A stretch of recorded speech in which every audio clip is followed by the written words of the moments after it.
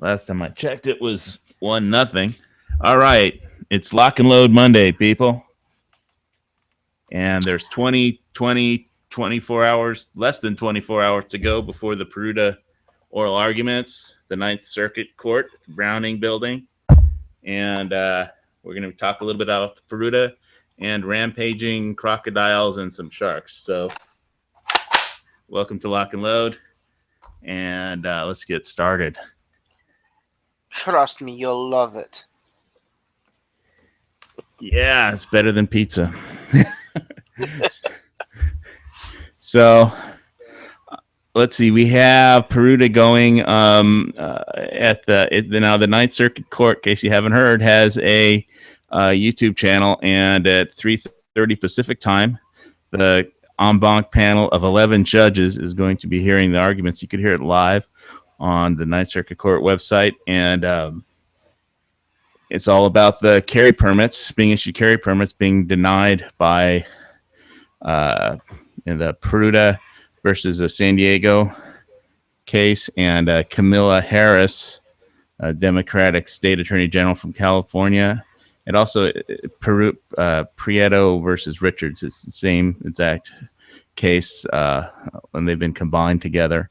And we've got, whatever the arguments are, we have 6 Clinton-appointed judges in this 11-judge panel, 1 Jimmy Carter-appointed judge, and 1 Obama-appointed judge, and only 3 George Bush-appointed judges. So I'm just assuming that before the arguments have been made, that we're going to lose this one and it's going to go to the Supreme Court. But it should be. They always have good arguments, and it's going to be really interesting. And so let's see. I have some interesting Peruta shots. So I'm going to do some screen shares of some stuff if I can dig it up.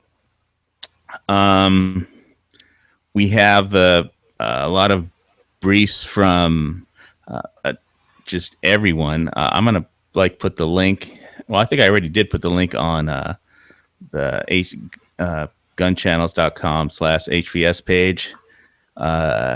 And basically there's, let me count how many briefs there are here. 1, 2, 3, 4, 5, 6, 7, 8, 9. Just the amicus briefs. 10, 11, 12, 13, 14, 15. 15 amicus briefs. Not counting, oh wait, there's more. I'm looking back. There's more. Oh, that's just in this March. Since this just in March, there's more going back to 2014. But basically, there's. Let me do this one screen share because should I call you Edwin? You're originally you're originally from New York, and I got to screen share this page from the New York Pistol and Rifle Association because they did a one of the amicus briefs, friend of the court, and because this is basically, even though they're the Ninth District in California, the court in San Francisco it covers 9 states, but I mean, we got briefs from the governor of Texas. Everybody filed a brief. So let me get to the right page. One thing when you run one of these chats is you got to have lots of pages up. Zombie Master Ed, right? That's it. Yeah. I'll call you Zombie Master. That's cool. Screen I share. can agree with that. Let's see. Hang on. Revised permit map.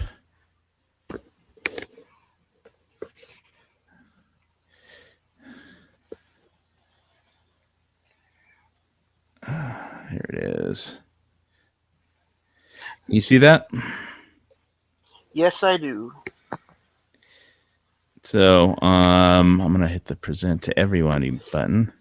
So basically, you can see here in New York what a wide variant of in the same state, people have completely different Second Amendment rights because on this, with regard to getting a carry permit, because if you're in New York, you see you're in a red zone. Yes. Well, back in the 80s, lots of New York, especially Long Island and some other parts, were widely gun friendly. If you were in a rural area, you had a some sort of a firearm for that which nature had around, like uh, deer.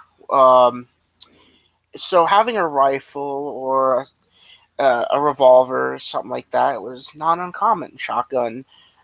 It's only that due due to what was the word, industrialism, the fall of the rural communities, that you know, basically it's nowhere in New York, Long Island. It's all now pretty much Metropolitan. yes, and for that reason, it's impossible to own a firearm anymore. Whereas back in the 80s and before that, I'm a 80s person. Before that, it was even friendlier, but now it's more of a no, no, and a big no, and it's just appalling. And it shouldn't be. Why do you want a gun? You have to prove the fact that you need a gun because you feel threatened. It should be, well, I feel that I'm a good person. I feel that I prefer to have a firearm on me, in just in case, rather than not have it and need it. And these days, it's just confusing. It's like being an American is starting to become dangerous in some parts. So yeah, it's like this is all in the same state, and you have just your rights depend on what county you live in, and Hmm. what their sheriff's policy is, and that's basically what the Peruta case is all about. Is that, and it's really what I think is going to happen. Is it's going to come down to just brass tacks. It's going to come down to two things. Um, it's going to be an 8-3 decision, more or less, or maybe one judge will go from the not be a Democrat for a day or something, but forget who appointed him. But it's going to come down to two things. In Clarence Thomas's recent there's another San Francisco case. Uh, he To him it was about privileges and immunities clause of the Constitution in the 14th Amendment. And when there was a case in San Francisco, now they passed a law, and Alito and Clarence Thomas wrote a dissent to just not hearing the case. They wanted to pick up the case on appeal to the Supreme Court, but in San Francisco, you have to. If you're in your own home, your gun has to be the trigger disabling mechanism or be in its safe unless you're carrying it. You can't just leave it on the desk or in a drawer, or you can't put it in a cookie jar. It's got to be. So basically, for In that him, case, I the 14th Amendment was about. Yeah, no, what were you gonna say? Go ahead. in that case, I would be sleeping with my firearm strapped. I would not Yeah, take off my carry holster. well, and it was about one. They don't want to they don't want to allow hollow points in San Francisco, and you have to. If you're in your house, yeah, you need some kind of gun holster where you can take a shower in it, and the gun won't get wet, and you can just walk around everywhere with it, and it won't be a problem. I believe For the nylons are often washable and they can handle a good amount of hot water from the shower. But I understand what you're that saying. ought to make Yankee Continue. Marshall happy. But anyway, so basically, we're talking about the 14th Amendment, and that was, if anybody remembers the What's he talking Heller about, Willis? Yankee Heller. Marshall takes baths with his Glocks. You know that. He takes Well, bubble yeah, baths with but his he never Glocks. got to wear his woman's underwear while he was carrying a gun while he's taking a shower before. So anyway, now you get me off track. I'm trying to talk about serious constitutional matters here. So I so apologize. Go ahead. there's that was our Yankee Marshall moment for this chat. So and how what can Yankee Marshall's brain be fixed? So we're done with that for tonight. But so basically when he wrote the dissent on, he wanted to pick up this case for the Supreme Court. Thomas and Alito, I think, or Antonin Scalia, one of them. Basically, it was that with regard to the privileges and immunities clause of the Constitution in the 14th Amendment, that says that the states can't override fundamental, constitutional rights, more or less. And so, and that is one of the issues that is important to him. On the other hand, the other Supreme Court justices might be just waiting for a case where they can. The other issue with regard to every Second Amendment case is what level of constitutional scrutiny applies. Intermediate scrutiny, strict scrutiny, and they're maybe waiting for a case that they can pick up, and maybe it's Peruta, maybe it's not, because I'm not a lawyer, that will let them determine, set a standard. Okay, we're going to rule in such and such a way because they need to apply strict scrutiny instead of intermediate, or intermediate instead of transactional. But because they generally want to do narrow rulings, and so at least while we still have Ruth Bader Ginsburg, and whatever happens in the next election, vote for any Republican over Hillary, whatever. But so those are the two things: what level of scrutiny, constitutional scrutiny, or the immunities clause of the 14th Amendment. And so it should be interesting oral arguments, because I don't think the oral arguments matter, because there's been like a ton of briefs filed already, and I assume that this 11-judge panel tomorrow, again, it's going to be live on YouTube at 3:30 Pacific time on the court's YouTube channel, and they should have read all the briefs by now. So it's a question of, I think these same two lawyers, Paul Clement and I think Gura, the two NRA lawyers. I mean, given Kamala Harris coming on and saying something really stupid for gun control, which is entirely possible. I mean that. I don't know how she can blow it. It's like, you've got an 8-3 lead, and how can you blow that? But I think it's going to wait till it gets to the Supreme Court. So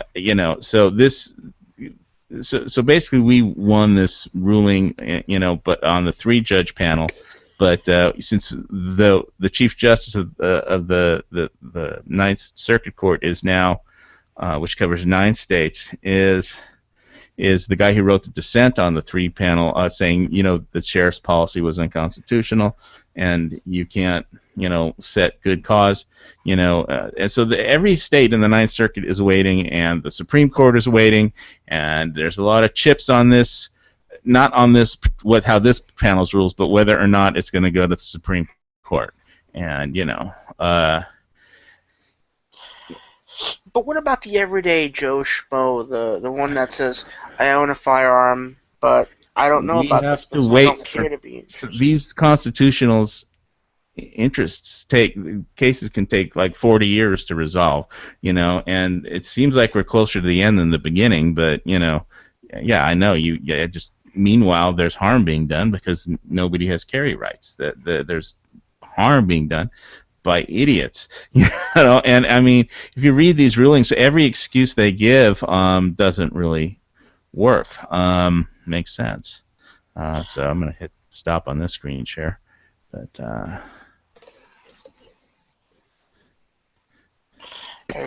I agree with you there. Hello, how's everybody doing today? Hey man, how's it going, dude? Not too bad.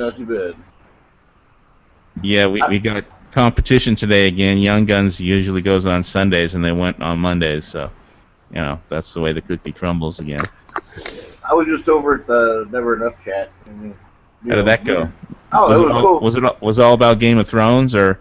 I'd say 75% about Game of Thrones, and the last 25% was about the Punisher. Punisher coming to Daredevil, the TV show. All right. Yeah, we totally geeked out. It was I kind have of cool. never watched that either of those. Well, you've never watched Game of Thrones? I never watched it. No, I never watched Game of Thrones. Um, uh, It's all about wieners, floppy wieners, and Uh, dragons. I'd yes, say it's more like Swords and Dragons, but okay. I've never watched it. I wouldn't know. I'm really excited that Hell on Wheels is coming out in July. They got another Hell on Wheels season coming out? Yes! I Yeah, love that show. I do I too. just hope they I come like out. all the Wild West got type of guns. You know. I also like that show Justified too. And I was wondering, I think they did they did their finale last season, but I'm kind of hoping it's not. So I don't know if you guys ever watched Justified or not, but yeah, it was a good show. I watched a few episodes. But all right. He claims to be a Floridian. The first few episodes, Floridians do not act that way, and He also, doesn't claim to be a Floridian. He's from Kentucky. He was in the Marshal Service. He was stationed in Florida. And he was after a drug dealer who killed his partner. So in the very first episode, you see him sitting down, and he walks up to the guy, and he sits down at the table, and they're talking. He's like, "You got 10 minutes to leave." He's like, "Well, what? You're gonna shoot me?" And he just kind of raises an eyebrow, and they keep talking. He's like, "You got 5 minutes." And he's like, "Come on!" And the guy's trying to bribe him and all that stuff. And right there at the very end, the bad guy goes for his gun, and he's seated, draws him, just kills him dead right there. And it starts off. He's like a modern day Old West Marshal, like get out of town or I'm gonna gun you down kind of thing. And he does that for the first couple episodes, and then they get him to try and level out to where he doesn't do so much. I think I made it in 8 episodes in season 1 and stopped. Oh, I've got seasons 1 through 4 on DVD. I'm gonna pick up 5 here pretty quick, and I've seen 6 already. So yeah, I really like. So okay, well, I don't want to get onto Game of Thrones because It's Oh no, not worth. I was talking about Justified. So, oh, but I don't even know what that is. Game of Thrones is I'll sum it up for you in 3 episodes of South Park. Episode 1, 2, 3, and you And won't I don't want to even watch want to know. I don't. Anyway, onto the handgun versus crocodile attack story. Okay. We had I mean, I know you're living in Florida right now, so there's this story about this lady who was carrying a handgun and she was discussing divorce settlement with her husband and who gets the property, which properties and stuff, and then this angry crocodile attacks, like a 12-foot long crocodile who was angry. It must have been defending its young, and Do you mean so alligator or do you mean alligator. crocodile? I don't know. I mean, I'm sure there's a difference that I in Hawaii won't understand, but really big lizard with steroids and sharp teeth. and so basically she pulls out her handgun and shoots her husband in the kneecap, and then walks away quickly, and then the crocodile eats the husband, and then so that saved her a lot of lawyers' fees for the divorce settlement, and it just ended everything there. That's freaking hilarious. Yeah, So it saved her lawyer's fees, but I mean, if he was going to end up paying her alimony, well, I guess now she's the beneficiary. yeah, she gets everything, I guess, but no future income. But anyway, that was just a story that I got Shane emailed to me, about the gun, because it starts off as a gun control, and you expect it to end one way where she shoots the crocodile, but no, it was. But Alligator. Alligator. So 2 teenagers got attacked by sharks in Florida, and well, they each lost an arm, and we're losing our arms in this Peruta case, but it's we're gonna wind up waiting for the Supreme Court. But I'm still gonna listen to the arguments. I found the the argument. I think I have it listed on my YouTube page in the Second Amendment section. Very, interesting. Paul Clements and is a pretty good lawyer as far as listening to him. But I just want to listen in to see what dumb thing Kamala Harris is going to say. She's the Democratic, state attorney general for California who's running. He's running for some higher federal office. I think senator to take. Somebody else's seat who's retiring, but from the U.S. Senate, and you know how that works. They in California, they just throw enough money at it, and then and whoever the Democrats wants gets in. But Yeah, I mean, you obviously heard about the case up in Frisco that we lost. They didn't overturn the whole thing where San Francisco was banning carrying firearms inside the city. inside your house. Inside, yeah, that too. And I mean, they're still pissed off about losing the fact that they you can own guns in Frisco, but yeah. So they didn't overturn it. They stayed with it. That you're not allowed to carry guns, and that's Yeah, well, again, I think what it's going to come down to are the two issues of strict, uh, uh, um, uh, it's a strict scrutiny versus intermediate scrutiny, um, uh, or Not even allowed to have a baseball bat in your vehicle in California unless you have the entire outfit and baseball team with you in the vehicle. That's not true. That is not true. I live in California. You're not allowed to have a baseball bat in your car unless you can prove you're going to the batting range. Well, I was trying to make a joke on the fact. Oh, but, sorry. I'm kind of touchy about California because I live here, and it's bad enough we're a communist state, Yeah, but in New York it can be pretty well, I mean, in upstate New York, you can have a rifle, you can have like whatever. It's just more of the New York City and the surrounding areas. yeah, I and put up the map and it Long just Island and such. It's just no, like no guns whatsoever. And if you own a gun, they actually put you in a book. Even their police officers, NYPD, they put you in a book. So it's pretty easy. If you want to find out someone who owns a firearm, you actually just look them up in a directory. Now I find that very unwise because there are those that are, if they feel that they're clever or got the ballsy enough, oh look, this guy lives not more than a couple blocks from us, and it's here in this directory that he's a registered firearm owner. Let's go rob him. I seriously doubt that they put it on public record. I believe they have a directory, and it's for law enforcement only, or maybe even city government, but I doubt they make it public record. Well, that's a violation of your right to. Didn't they do that in New York though? Didn't that actually happen? Yeah. Where they released that stuff. But it's not going to be impossible not to look at that directory. Yeah, freedom. You put a Freedom of Information Act request in or something, and they release to you, or not even that. I mean, they just probably give it to every town, matters or whatever that terrible group is, But I think it's an invasion of privacy and it's a violation of, I believe, the Fourth Amendment and your right to reasonable amount of privacy. Your right to.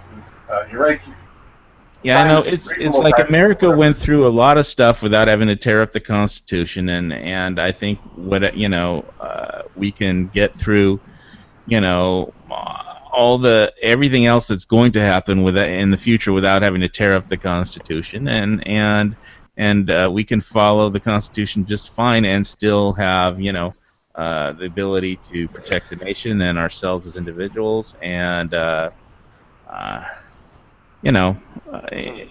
so it's just this whole case is just everybody has to wait to have their rights restored, and these leftists loons that, I mean, and if you read the Amici briefs, which I put in and I encourage everyone to do, you know, um, most of the sheriff's filings, uh, will say that,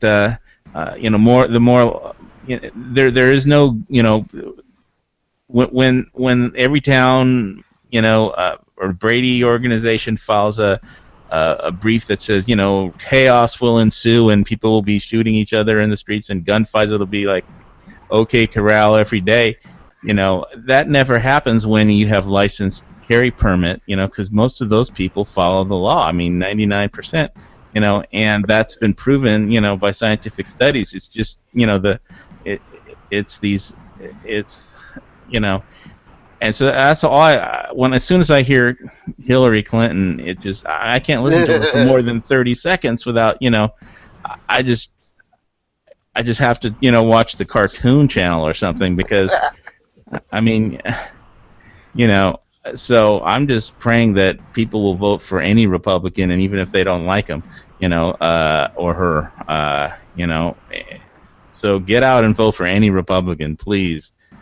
Lord, let us not have another Clinton. I don't care what Republican it is. I mean, any Republican will be better than the Clintons because they will definitely, appoint. Because when Ruth Bader Ginsburg retires, I want a shot at a conservative, strict constructionalist or somebody who at least read the Constitution and knows what it means. And I mean. Was today Magna Carta Day or was that yesterday? I mean, these things that pass down, they're supposed to mean something besides, You want to bet that she's going to put in another, just like her husband did, another Clinton ban act? Clinton Act? Well, she won't get that passed through Congress. She won't get AWB passed through Republican Congress. I don't know. They did it in the early 90s when Bill was the president. She might try to do the same thing again, and then what? Well, then you hold on to what you have and you pray that somebody comes through and reverses it. I mean, But let's take it a step further. Other than just voting for any other Republican, vote any party. Vote the person who's the most Second Amendment friendly. Because if they're the most Second Amendment friendly, they're going to be friendly. They're also going to be the most constitutional friendly. And that's the kind of person we want in office. Is somebody who's going to support the Constitution. That's their job. now this may be a bad metaphor. If you don't like it, just tell me to shut up. But I went and bought some new steak knives and such like that from the local store, and it said "Made in America." Now, this is what I purchased. Sure, it's a blade, but it's rounded off, and it's pretty much safety proofed, so that nobody can cut themselves, and it's borderline on. This is a butter knife, yet it says steak knife. Because it has serrated edges. The serrated edges were even dull. You can still kill somebody with that. But you understand what I mean by, like, this is a pretty bad metaphor. Like, this is basically what America is becoming when it comes to personal civilian defense. We got a bunch of dull. We're gonna have a bunch of dull butter knives, and if anything actually does happen and we have to defend ourselves, we are the ones that are going to get in trouble if it's not a situation where, okay, thanks, for saving the day. Well, even then, you probably still get in trouble if it goes that way. And I don't want to call them the Democrats. I'd say the anti-gunners. I'd say the anti-gunners, yeah, they're the dull butter knives. But in reality, I'd say a majority of the population is honing a good sharp edge and grinding down to a point. We have more gun owners, more CCW holders, more people defending themselves with firearms, less firearms than ever before in history. So I would say we're winning more and more cases. We still lose some, like I pointed out the San Francisco one, and we got the upcoming Peruta case, which is probably going to end up in this court as well. But the fact of the matter is we're winning more and more fights, and as long as we don't fatigue ourselves, Because you can't get mentally fatigued. We should continue to actually gain ground. Yeah, I think I yeah. what happened is like in the green tip ban is everybody got activated because the word ban was there, and everybody just went crazy and called everybody, and it was something. There was a way to actually do something instead of like just we're standing by here watching paint dry or on a wall or mushrooms grow, waiting for the Well, legal process to unfold. I don't And it's hard I to don't get mean everybody that activated. I don't mean to be all conspiracy theory and then say what, but I think the whole green tip ban was fabricated from by the ammo manufacturers themselves because nobody was buying it. Well, At all my I'm sorry, 2 more seconds. At all my ranges here, we're not allowed to shoot that stuff. Indoor range, outdoor range. The Florida, Yeah, the green tip stuff, the armor that consider the steel core tip armor penetrators. It's you could shoot 223, and that stuff is actually more expensive, whereas a whole can of 556 green tip is $100 less. I think, and it's plenty of it too. I think it was just I think it was a manufactured scare by the ammo manufacturers. no, no, no, Yeah, no. That was all DEA trying to go in ATF. and, oh yeah, the ATF, sorry, go in and try and put their foot down and go over Congress, and go over Congress's head because Congress specified that uh, right, high caliber handguns, excluding handguns that fired rifle rounds, like the 5.7. like if it fires a rifle round, then it was excluding that. And it was also in the ATF's older regulations created in 2006, I believe. It was an entire section that actually exempted green tip ammo because it's not armor piercing. It's just steel cord. It's not armor piercing. The steel cord is not big enough to actually, or strong enough to actually pierce through any serious armor. You know, Well, it well, was The just no, whole but 62 problem, grain. the whole issue but is, it's I think, metal the on a distribution. The whole issue is the distribution. The whole problem with what's wrong with the ammo system in America is it's all distribution based. If we just could like buy and sell it on the internet and then without actually changing hands, then you could just go down when you own so many, when you actually on your account own X amount of rounds of whatever, then you just go down to your local ammo ATM ammo teller machine, and withdraw whatever you want, so but what we need is more free trade as far as ammo goes, and it should be traded on the internet like stocks or anything, or you could be able to transfer it like money, and you just go down to either a low, but it's all controlled by the distributors, and so there's no, you can't like just buy it, and it's all, each distributor controls it and whatever. So right now green tip is pretty relatively cheap, so and if Clinton wins, everybody will go bonkers again, so. mm, But I go out every month and I spend a couple $100 on ammo, and sometimes I shoot it and sometimes I don't, but uh, I recently just got rid of all my Mosin ammo except for 120 rounds. Um, and the profit I made from it, I just basically spent it all on 22 ammo, just so that I can have some quality 22 to put through. God Guns and Gear has just reached the 80,000 rounds of 22 mark. I Wow. hit 50. I was trying to hit the 50,000 round mark through the Phoenix 22. I actually got 18,150 rounds through it. I don't even like 22, but everybody else, it's cheaper to shoot, and so I don't know, but It's a good flanking round. It's a good survival round for shooting small game and things like that. It's a good round to teach kids how to shoot on. But I mean, my dad's big into shooting 22, and he's got a bolt action he shoots through, and he loves it. And that's what he goes through maybe 50 rounds whenever he goes to the range. Because he's concentrating on accuracy Yeah. rather than just blowing off rounds. Uh, it's .22, it's an okay round, but it's everybody bought the crap out of it. Well, And so it's gone until people just chill out. I mean, and they're not putting enough back into the market to where it's like you can still.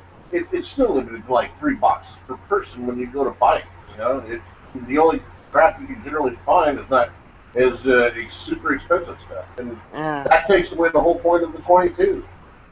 The honestly, the manufacturers are putting out, and I can't vouch for all of them, but Memorial Day, for instance, when I got I, I spent $200 on 22 ammo.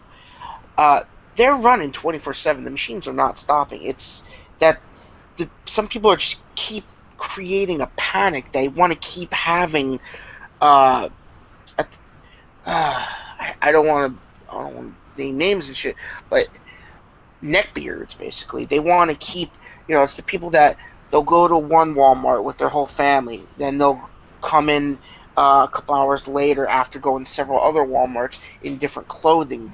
Then they'll take the ammo and put it on Gunbroker, and when somebody else when they go into the store, there's no 22. There's no 22, and it looks like that there's a shortage.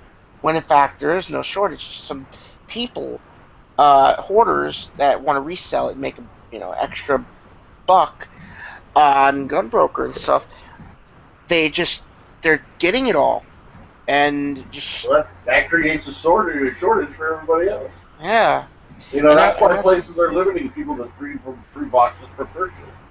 But um now they need. I mean, honestly, uh, it's like, well, all the stockpiles are gone too. I mean, all the stuff that they had produced in the past is sold out. It's gone. yeah.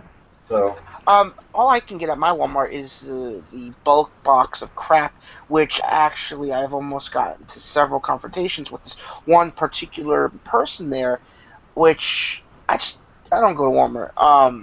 It's just eh. So I go online and buy it. I actually went and purchased off of Midway USA a total of 4 bricks of RWS Subsonic, which is actually pretty good stuff. However, I don't like that I paid $80 a brick. see, and that's what I'm talking about. You're going for premium grade ammo. I'm talking about the guy who just wants to go out and clean. You know, Well, well, where you used to be able I to go want out and spend $10 on 525 rounds of 22 long rifles. Now you're spending, if you find it. I mean, the last deal I found was $40 or $45 for a brick of 500, and that was all arms core ammo. same here. I got tons of that stuff, and that's for plinking. But for using it at the rented suppressors and such, subsonic. You got to use subsonic ammunition. For the most point. And for Well, accuracy, I use match grade.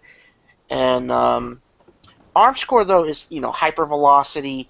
That stuff's fun for plinking, but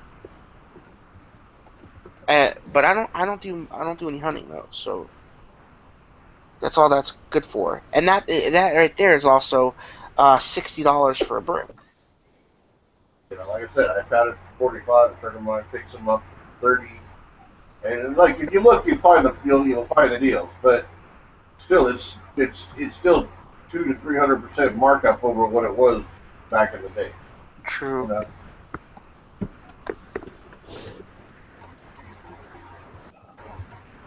I'm in doing 22 competition shoots. And I'm about to build my second Ruger 1022, and I'm looking for the picture. Um, Continue on. I'm looking for the picture. cool. Uh, okay. There's arms core. So I'm looking. So I bought a new Tops knives this weekend. I bought their SWAT Spike 5-inch 1095 steel traction coating, and because they don't Well, have, there's no Chris Reeves knives available now. I think I found a source for the Mad Max people. I think I found a source for It's from South Africa, from the actual Pattern 83 South African Defense Force battle vests. Oh, I see. All right, on. Hey, why don't you show us a picture of that knife? Here's the I did before. I don't have it yet. I mean, it hasn't arrived, but Oh, okay. it's the top spike. It's basically a Tanto blade with micarta handle, 9.5 inch overall, 5-inch blade, and it's kind of got three. I don't know what they are. Ventilation holes. It looks like ribbing. It looks like ribbing. There we go. For Can you lack see of a that? better word. Yeah, I can see it. You're all clear. All right. Ooh, pistol match ammo, $9.99. Yeah, I went to a competition shoot and they basically closed off half of the entire store. This is a Cabela's. I'm not a Cabela's for Ganner Mountain. I'm brand new stuff, and they basically closed half of the store. And anybody that is participating was only those that were participating had their go at this ammo. Could purchase Oh, this ammo. They wanted to keep it a secret, but right there, each pallet you see there, which is 1, 2, 3, 4, 5, but underneath there's another 5, so it's a total of 10. It's 1,000 right there. Each one is 1,000. I was able to purchase 4 of them, So that's the and good 22. People like this, right? This is like the best stuff. The CCIs. no, this is just Piss this is just standard Stingers. These are match ammunition for like if you got a Beretta Neo or you could shoot it through a Ruger, but it's pistol match ammo. But yeah, they had literally, I think like Oh, I really don't know too much yeah about 22 ammo, except everybody goes crazy buying it. doesn't know much. they do. I was going to say, Edwin, he doesn't know much about 22 ammo, but he knows a lot about screenwriting. No, we're not talking about screenwriting on the gun channels chat. Well, so that's off air stuff. That's all off air stuff. I mean, I did a thing with Quark one time about channeling a screenplay, but that's the one I'm working on. So Okay. All right, all right. anyway, Hey, my hands are up, little white flag, you know. All right, here we go. This stuff right here, the Arms Corps. yeah, so they And have a plant in Montana, but I heard that Arms Corps basically they're on their 223. They're hand loading their 223 in the Philippines to take advantage of the demand. But they have a plant in Montana, I think, too. Arms Corps is in the Philippines. Arms Corps USA, same people. Arms Corps USA is in the United States. Yeah, I think it's in Montana, but yeah, they're hand loading 223 in the Philippines. So, and I've heard nothing but good stuff about that stuff. I don't know about all the other rounds that they're. I don't know. It doesn't say. Does the ammo say like which plant it was made at? You know. And Let me grab a box. I got my ammo cans right here. No, that's the shoot 'em ammo. That one. you have your ammo separated into shoot now and a horde for later. um, I, well, I'm winding down because it's just too hot out. But I got all my ammo right here in front of me. You got nice toes, by the way. Thank you. I take good care of my feet. However, my nails, oh my goodness, they're just so nasty. That's what you get when you have people who are from New York in your chat.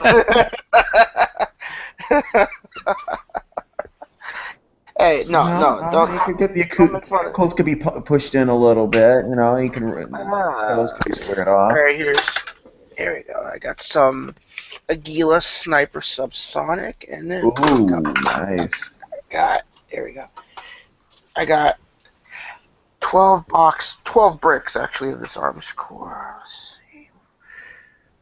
Oh, where's my flashlight? Now, where would it say manufactured at? Oh, here it is. Manufactured by Arms Corps Corporation of the Philippines, 2 Arms Corps Avenue, Fortune, Marikina City, 1909, Philippines. So yeah, this stuff that's in the picture I'm holding right now, it's made in the Philippines. So it's what does that make it? It makes it an imported ammunition. I think so. Oh, wait, say that one more time. It, It it, it says manufactured by Arms Corporation of the Philippines, 2 Arms Corps Avenue, Fortune, Marikina City, 1809, Philippines. Mhm.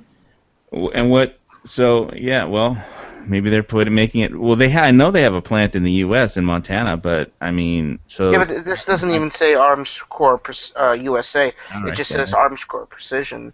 And I have what, some what caliber is it? What caliber is it? 22 long rifle. Oh, 22 It's long. 36 grain, high velocity, hollow point. Now this Hollow stuff is point. just for plinking, or if Well, you hollow got points you can kill. You can kill game with hollow points. You no. can. What I mean is though, like this stuff is for small game and plinking. Um, However, for shooting in the competition, I would use something like match or a match grade, lower velocity, basically. Just Alex. Subsonic 22. Oh, the subsonics with suppressor. I rent the suppressor, and I'm waiting We don't on my get those privileges here in Hawaii. We don't allow. They don't allow us these things. So. what I'm waiting for my Form 1 and my tax stamp to come in. Well, that's great. Well, they have that in Florida. That'd be really cool to have one. But So, here, people shoot 22 here just to be quieter than shooting. If they have to shoot a boar on their property, then if you use a 308 or something, then everybody will hear it. And if you use a 22, maybe just one neighbor will hear it or something. So. well, I'm going through the complete legal route on the can, which if I get approved, it'll be for 223 and 22 long rifle. I'm except for the Sparrow that I would give, that would be there's this used Sparrow at the Class 3 that if I filled out the Class 4 and got the tax stamp, he'd be willing to sell it to me cheap for like $400. What is that? Like a silencer? I mean, a Suppressor. suppressor. I'm sorry, a It's suppressor. alright. It's alright. All right. Yeah, it's okay. He was in the Navy, Okay. so. It's okay. It's okay. Oh, Shanti. I've been having there's some stuff going on, so I've been having to mess with somebody by doing that voice a lot. I can't That's seem to all right. turn it off. Oh my goodness. Okay, well, stop it. Stop it. And that now. All right. Moving on. So I don't know if anybody's going to listen to the Peruta case tomorrow, but I know I am, and I don't know. I get I get all I like this courtroom drama stuff, and even though I get pissed cases. off when we lose. Well, yeah, but it's like there's no final word because it's going to go to the Supreme Court till it goes to the Supreme Court, So, and we won this case originally. Then the judge who wrote the dissenting opinion called for an en banc review. It appears that he's the one who did it, and now that he's the justice, so we have 11, judges panel, and it's going to be 8-3. And I don't think it matters what they say, but it'll be interesting, And so I'm hoping Camilla Harris really plucks up and gives me something that I could just loop over and over, something dumb that she says, but and make a rap song out of it or something. But like hair plugs, hair plugs. No, just something like, people will go crazy and people will go shooting, everything that's in their briefs. If they say anything that's in their briefs, then they'll just appear like raving lunatics. But, it's, it really sucks when you have, 9 states. I mean, some of them aren't, like communists, but United States and the whole country basically,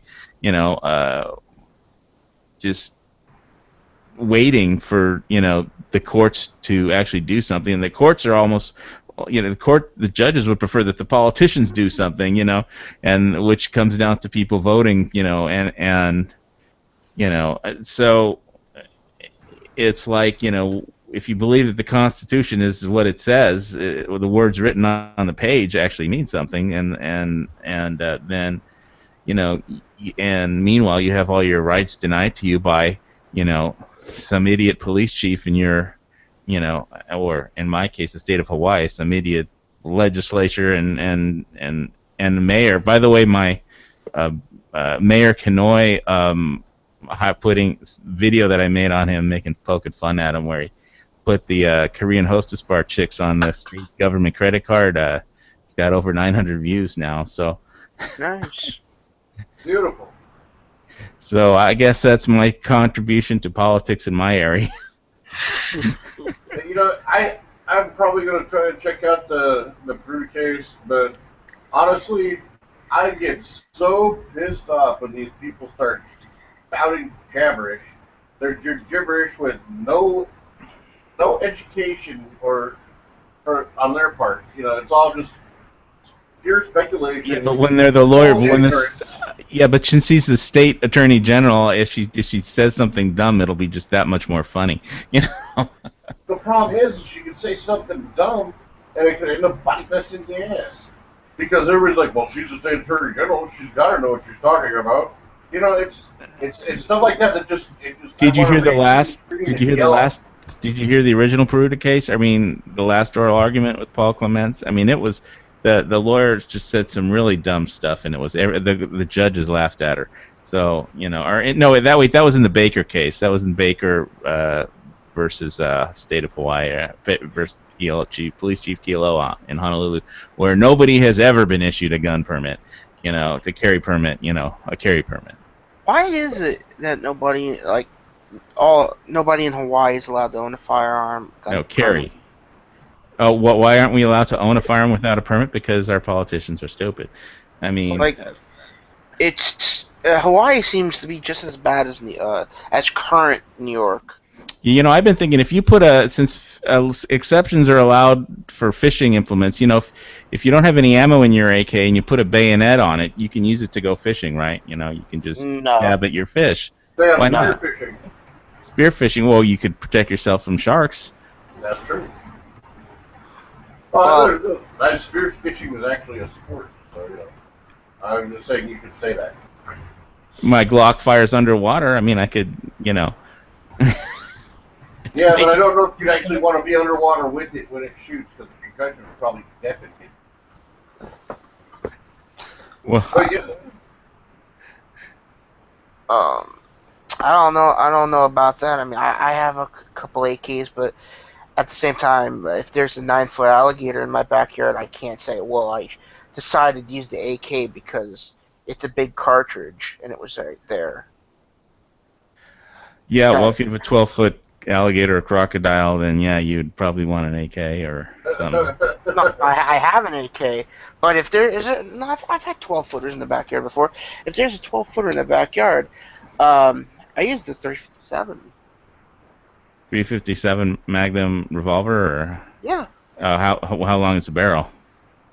Well, it's a snub nose, but if I need something more than that, that's when you grab the shotgun. Because if you're in the backyard, well, actually, I've shot one with the AR before. They have armory skin, though, don't they? I mean, I don't know. I mean, I don't know if I. Yes, they do, but at the same time, it's not like the movies. Your bullets aren't going to bounce off unless it's a small caliber. I've shot one with the AR-15 just because the 223 round is small and precise, and I didn't want to get too close. But thing is, when the cops come out here, if it's that loud and it's a noise complaint, and hey, you don't have a tag, you just killed the freaking alligator. There's a high chance of, well, if it's a revolver, whatever, you're within your rights. You're protecting yourself. If it's an AR-15, well, you just in a non-sporting way, killed that gator, and you might get your gun taken away. A non-sporting way? For killing an alligator? Yeah, it's like overkill. Overkill. What you're supposed to kill it with a small caliber or something? No, just like no. Like A real man would revolt. have used 1022 to kill it instead of a 50 BMG. I mean, what kind of bullshit is that? That's actually Exactly. what they do on the gator hunters around here. They take a Ruger 1022 and put the barrel on the back of their neck and pull the trigger. Well, Put what the, if it's charging you and it's not calm? You can't sneak up on it, you know? I mean, they wrangled them. They put yeah, a well, that's what they're trained to do. That you don't like expect regular citizens to go wrangle a crocodile. I'm not going to wrangle any crocodile. Now, basically. those So basically, though, were, if the cops come anyway, because firing a 223 round is out of an AR is loud. But if they come out and they're like, well, you shot it with a shotgun, it's like, or a 357 Magnum, that's okay. Shot it with an AR-15, now we're taking you into custody and we're taking your gun away. I that doesn't make any sense whatsoever. No, it doesn't, but it's just how it is. I guess because the firearm's not considered a sporting firearm or something. I don't. Screw firearm. It's like you're trying to save your own life.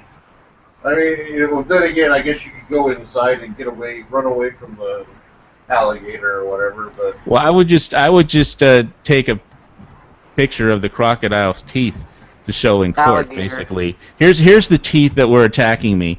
I'm sorry you don't like AR-15s or M4 carbines, but here's a picture of the teeth. Here's a picture of like and then 357 Magnum does kill them. That's usually what I do carry on me if I'm in the backyard. Shot shell well, slug, I'm shot glad we shell don't have slug. crocodiles here, and because we have such idiot politicians, they would like make it illegal to kill crocodiles or something, and you're supposed to be eaten by them because you know. They're not. They're not really as bad as everybody likes to say they Well, are. no, they're not. But I, I I also mean, don't want to be I've eaten by one. I've taken a stick and shooed them off my canal bank. And it's just you don't want to mess with a big one because they can overcharge you. Like, or they're quick. yeah. So if it's like not, oh, you got a little fishing rod there. Yeah, I'm gonna kick your ass. But the smaller ones that are under 6 feet, they shush right off back into the water. Well, I don't want to run into any of them. So, of course, I don't Now, think I have to worry about that where I'm at. So, it's that was okay. now you know what's scary? Tegu lizards. They the big 3+ foot Argentinian tegu, and the little 2 footer Colombian tegus. We got these hybrids because they're in Hurricane Andrew, and we got people letting them out. All we got is gecko lizards here. Somehow they've bred.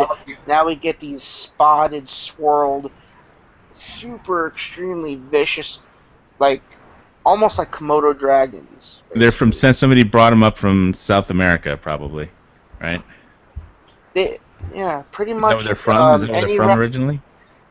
Actually, I think they're from 3 different countries, but yeah, Colombia, Argentina, and I forget what the third one is, but smaller ones were very hyper aggressive. So it's an invasive species, is what you're saying, right? Yeah, and we also have monitor lizards, and we have boa Oh, constrictors monitor lizards are they know how to from fight. from Australia.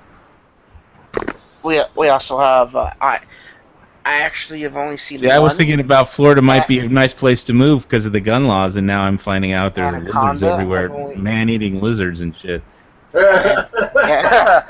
You ever seen a real anaconda before? Real anaconda?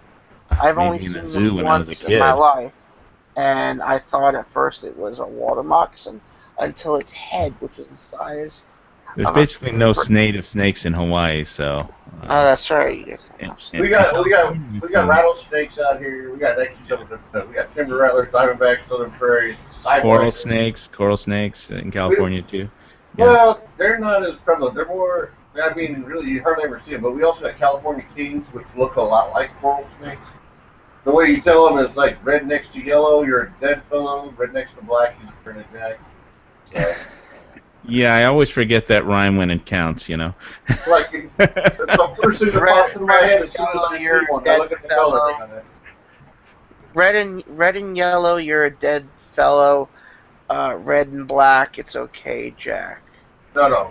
Yeah, but I'm supposed to remember that when I see a snake all of a sudden. I mean, give me a break. You know That's the what? last thing I ever think of Honestly, was what kindergarten rhyme. If you uh, see a hey, snake, I'll stay tell you away what. from it. It pops into my head every time. Oh, but we got a lot of harmless snakes out here. We got gopher snakes, we got gardener snakes, we got red racers, we got, the king snakes. They're constrictors. They're not venomous. They hurt like hell when they bite you, but that's about it. Well, You they know. got those little razor hooking teeth in their jaws. Well, yeah, they bite and they latch on, and a big Right. enough one will break the skin. But I mean, for the most part, you're pretty cool out here unless you run into a rattlesnake, and you generally know when you run into a rattlesnake. They don't always rattle, but No, they don't. But when you see one, you'll know. It's like that John Wayne movie when he's Comancheros. He's talking to the Frenchie. The gopher snake is no, it's not a rattlesnake. That's a gopher snake. He's a friend. You'll does know. You'll anybody know when you see a rattlesnake. does anybody remember pagers? Beepers. Yeah. Yeah, I used to Hot have one for my business. I was running my business. I couldn't live without an answering service and a page. I hot glued a big old it shed its skin, a big old rattle from a rattlesnake. Hot glued it onto a pager. Kept calling it. Scared the crap out of some people in the car. You're not a very nice person. They're looking all over the car, like, where is it? Where is it? Where is it? Where? Oh my God! I don't want to get bit. Where is it? Where is it? Where is it? It's underneath the seat. They're like, what the?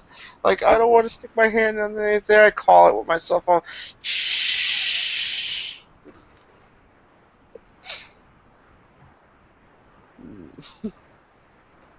You were definitely a unique person. I'm never riding in the car with you, but that's okay.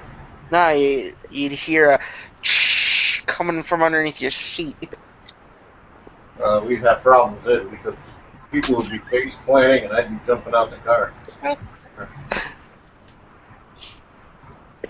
Nah, there's some used to do to people around here just as a gag. I haven't seen a rattlesnake in over 5 years. You guys got enough venomous snakes out there. You guys got water moccasins, cottonmouths. You guys don't need rattlesnakes. Water moccasins and cottonmouths are actually the same thing. They're just, there's many different species of the same snake. I've shot and killed maybe 10 this month, and today's date is what? I Today's thought only today's cottonmouths were like tan and black, almost rattlesnake-ish looking, today's without only the rattle. 15th, and I've already killed 10, 10 cottonmouths this month. I hope they're slow because they don't even rattle. They just Actually, they're extremely aggressive and they're fast, and I actually don't like getting close to them. That's why I use the subsonic ammo, because I'll take it out from a distance, and nobody will hear it. that's fine. But they got. Hmm? I don't know. They don't. I don't know. I don't like cottonmouths. I don't ever want to run into one. I've already had my experiences with water moccasins. Those bastards are super aggressive.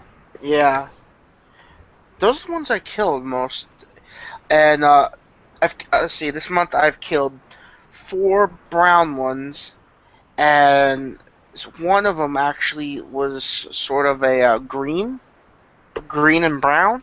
I don't know.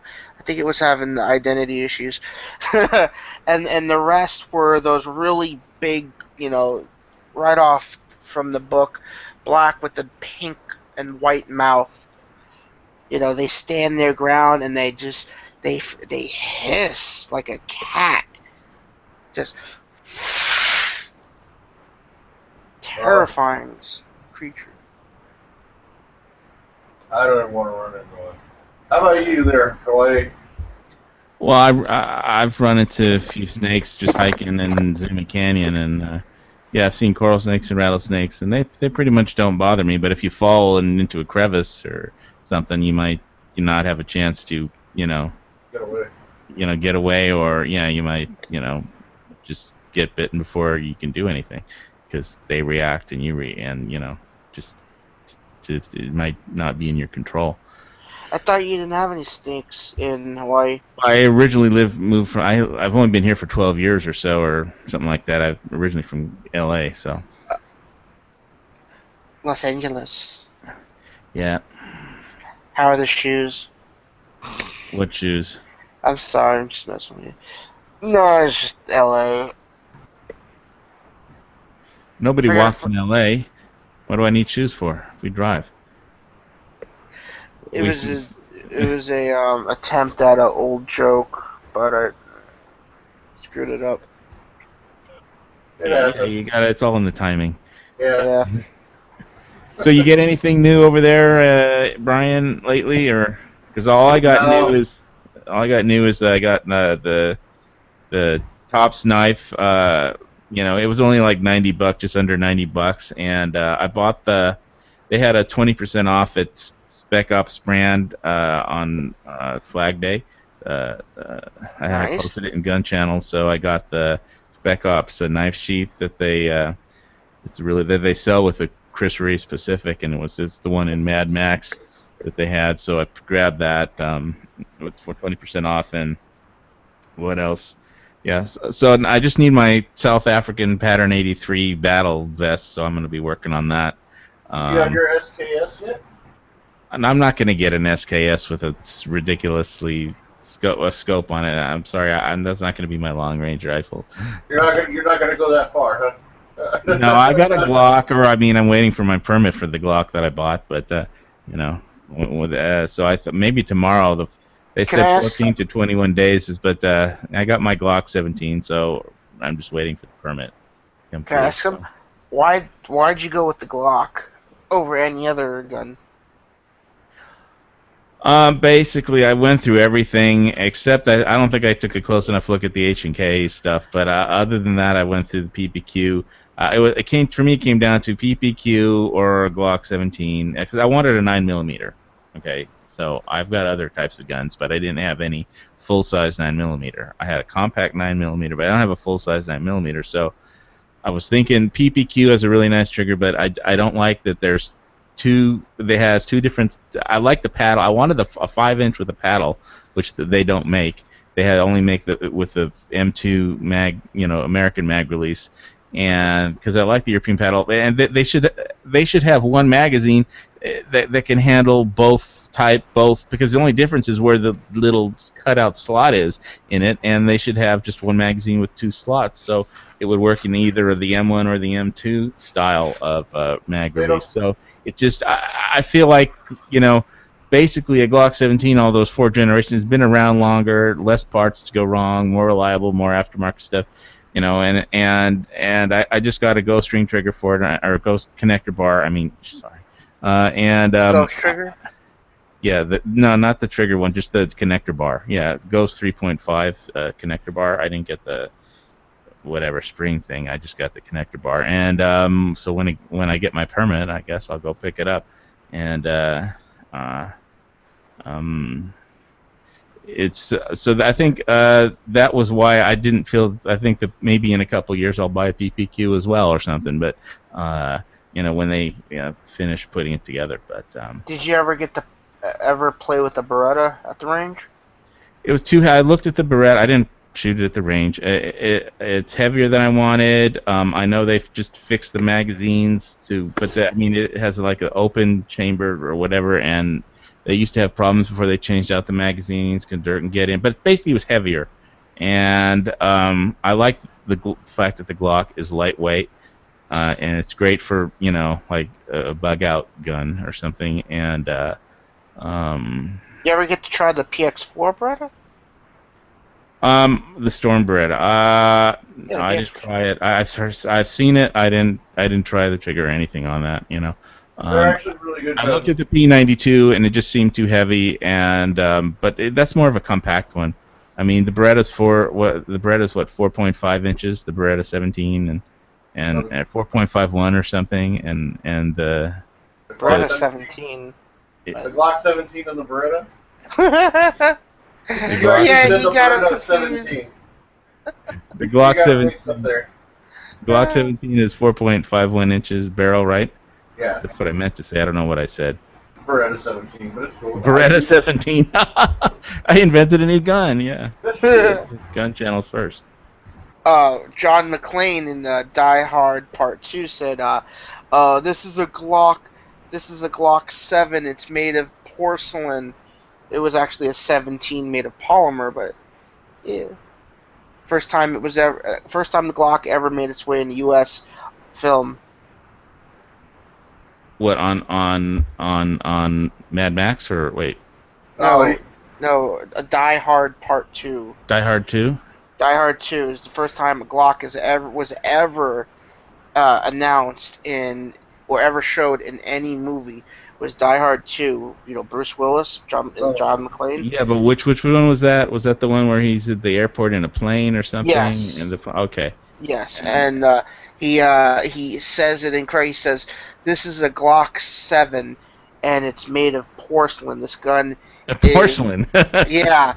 This gun costs more than your year's salary. Then in after live was after the third one, which was Live Die Hard with a Vengeance. After that one, Live Free and Die Hard in 2008. He had a Glock 17 as his primary. Yeah, Yeah. well, that's Yeah. movies for you. Yeah, but all the Die Hard movies up until the Live Free and Die Hard, his preferred sidearm was the Beretta 92F or the FS. But did the reasons I gave for choosing the Glock 17 make any sense to you? Yeah, It's actually Yeah. perfect. It made all the sense, because those are all the reasons we gave you when you were asking us about it.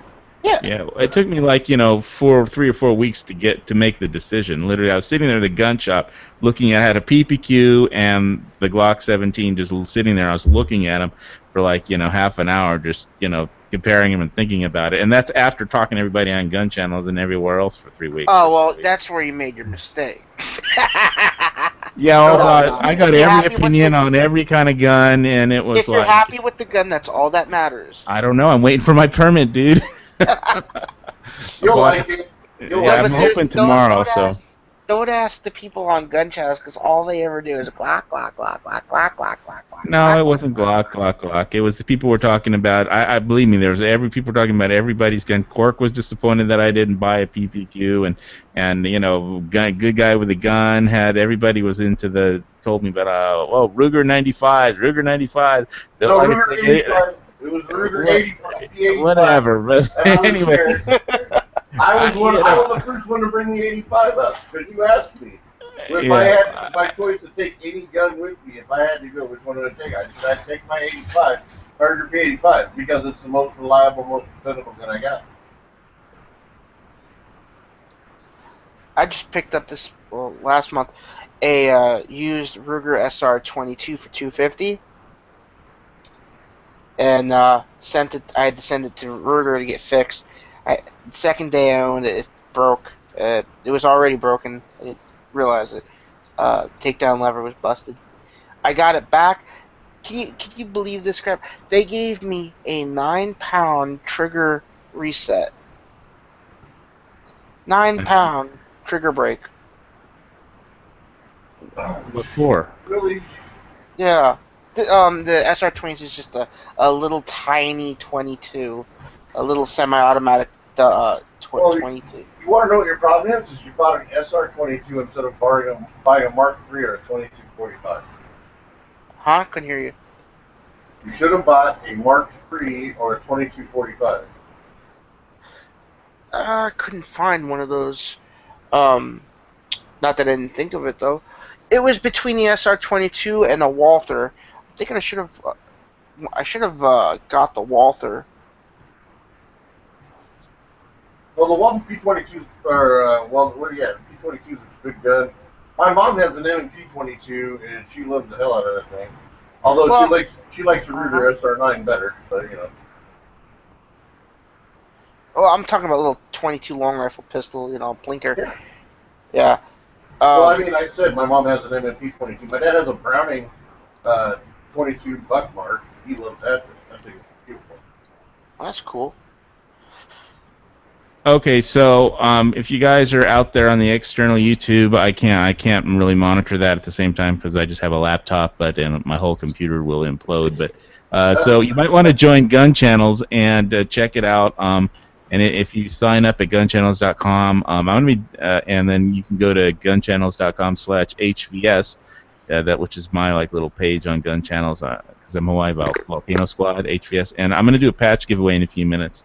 So I'm going to give you guys out there, if anybody's just watching on YouTube, 5 minutes, and then I'm going to do a patch giveaway and for Gun Channels, and because G-Web's asked me to do one. Also, So if you're having problems with the gun channels thing, just PM me as I'm Master 28.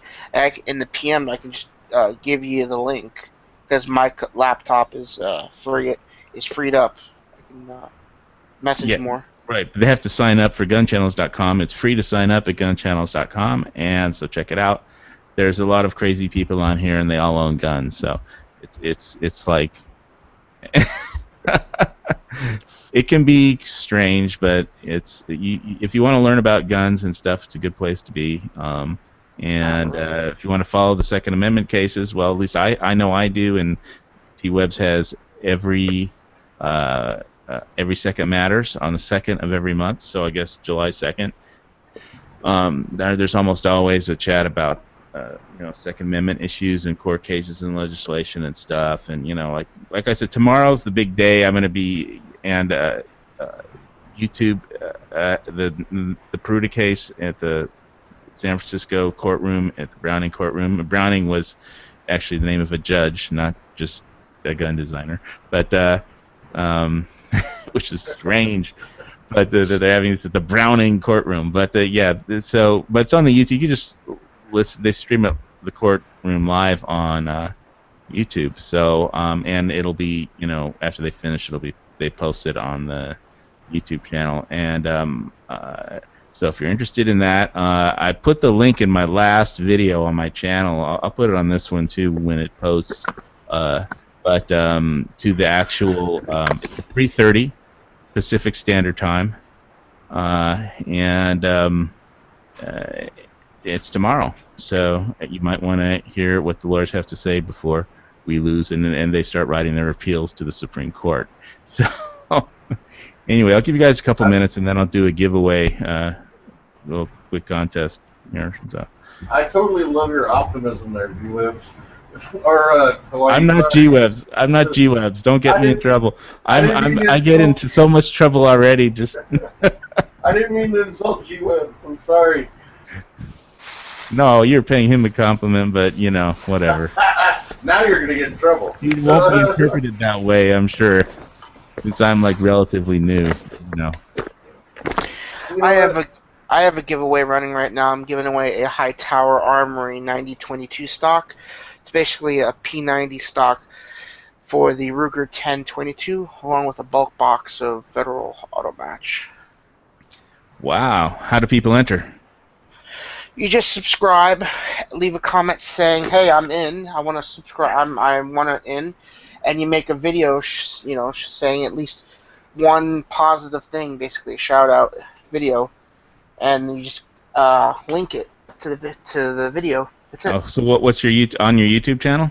Yeah, Zombie Master Ed 28, and on 4th of July, I'll pick a winner, and that they get it. Cool. Yeah. And I won 2 High Tower Armor stocks. I'm using one, and the second one I'm giving away. Yeah, they're worth $300. And they're way better than the Red Jacket ZK22 stock, which is a piece of shit. Excuse my language. But yeah, Red Jacket did a horrible job on their P90 type stock. They break apart very easily. The plastic they use basically is paper thin, eggshell garbage. The High Tower Armory, I've dropped this thing a couple times. It can handle being roughed up. I mean, Well, it can really handle it. Good right on. quality, and it is made in the United States of America. That's good. American made is always nice. Yep. And actually, the P90 magazine it comes with is actually you can hold 48 or 50. I actually put 48 in there. Extra rounds of 22 long rifle, so it's a reservoir. The magazine comes off, goes on off, but it's basically a reservoir. Takes BX 25 mags. It takes all magazines, even the 10 rounders, and it's pretty damn fun. Right on. Yeah. Okay, so shout out the name of your channel again for everybody. Zombie Master Ed 28. All right, thanks. All right, well there you go, and we're gonna give a sticker away. Although we don't really have that many people in the HVS gunchannels.com/HVS, so I guess it's gonna be a pretty easy contest to win. Or actually, I'm already around 800 subscribers. Well, congratulations. Yeah, that's more than me, and of course, yeah, you've been doing it since 2009, you said, or something. Yeah, but this is a brand new channel. I just started this channel last month. Oh, wow, that's good for 1 month. Yeah, that is pretty damn good. I can't say nothing. I only got like 6 subscribers because I made one video. Although people keep subscribing to my old channel, so it's like most of them are on the other channel. But they know it's there. They know I have both channels. That's cool, man. I mean, I wish you continued success in your endeavors. I just want to get rid of. I want to get this new channel rolling to get away from the drama that's attached to my older channel. There's Oh, drama okay. attached? Yes, much Yes, drama. apparently you were on gun channels a long time ago, and so you've been in many fights with people. So, No, not just that. There's more drama than that, but I'm not going to go into it. All Well, right. wait a second. I think I remember you now. Oh, you and me and your friend in Alaska had a conversation one night, right? I can't even remember. I haven't been on the gun channel in the chat room in like a couple of months. Oh, it's been a while. I mean, Yeah. do you have a friend up in Alaska going for Alaska Police Department or something like that? We're not. That's actually new drama now. We're not friends anymore. Um, I don't know if I should say what happened or not, but it's Let's drama. forget all the drama stuff. Let's do a Yeah. sticker Let's not talk about giveaway, it. or a GunWeb GWeb's patch giveaway. So if you're one of the 1, 2, 3, 4, 5, 6, 7, gee, we only got 7 people left. Everybody's in Quark's chat now. Really? Yeah, I mean, as I had to say, there's a lot of fighting on gun channels. It's not gunfighting at least, but there's a lot of fighting on gun before I got here. So Well, but that's petty, and they're a bunch of dictators. I mean, I know I'm gonna get scalded for that, and that's why they don't let me in the chats. But seriously, it's always the same people in the same chats. There's no diversity. well, I'm new but I'm pretty whatever. new. I haven't had a chance to have a fight with you yet, but so I hope I don't get into one because I'm trying to avoid fights. I don't really talk to Yankee, so that cuts out about 90% of the fights. But You and me both. You and me both. I don't talk to uh, Yankee either. anyway, so let's do a giveaway. One, two. Let's do let me think of a number quick. Okay, the number between 1 and 10. Whoever guesses the right number that I'm thinking of. 7. You get one guess. That's not it. So yeah, you type it into the The outer link? you type it into gunchannels.com/HVS chat, and so if anybody's still alive on there, guess the number between 1 and 10, and you win the daily patch giveaway from G-Webs on Gun Channels. Right How on. much? Good luck, people.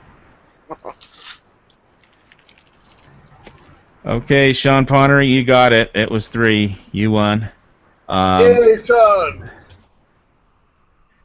Yeah, congratulations. But of course, and I can't think of anything else to say that.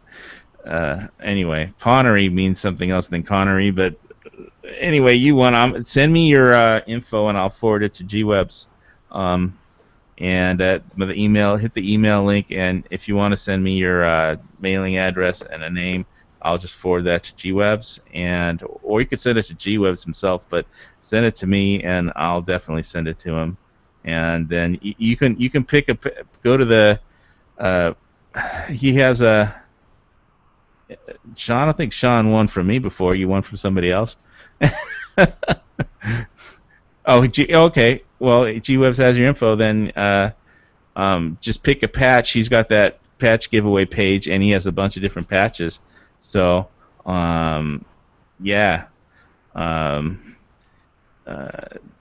he'll send you another patch, or I guess from that. He has a pretty wide selection of patches there on his page, patch giveaway page. So that's pretty cool. I need to buy some patches from him.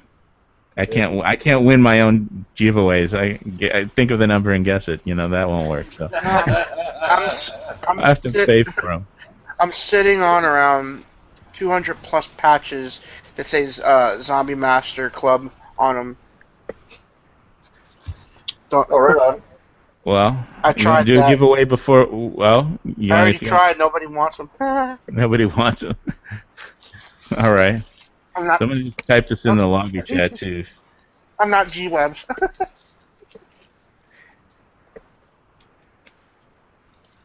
Wow.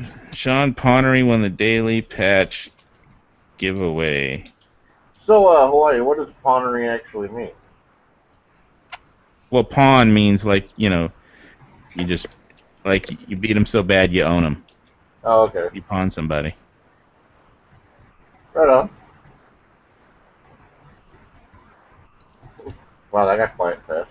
I didn't mean to kill the conversation. No, you didn't. I was just typing something.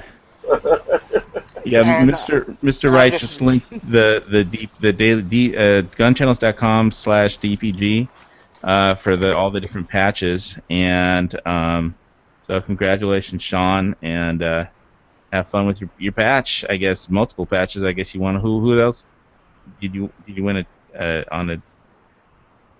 Yeah, it's an old gamer reference. That's what it is. It's gaming, Oh, right on. to pawn somebody, it's like felting somebody in poker. If you felt them, he means you took all their money, all they have is felt left. So, but yeah, it's gaming to pawn somebody. So I guess you're playing paintball. It means whatever. That's what it means. So. Right on. I was curious. You said, well, it means something else. So. Yeah, so does anybody else have anything they want to talk about before we close out the chat now that we did the giveaway, or? I just want to say that everybody should be tuning into Lock and Load instead of farting around. I mean, you put on a good channel. I'm here. I try to be here every week. I don't know if I make things interesting or I drive people away, but hey, I'm here. No, I think yeah. No, it's just, look, this is a new chat. Everybody else has been on gun channels, for like ever, and I'm relatively new, and on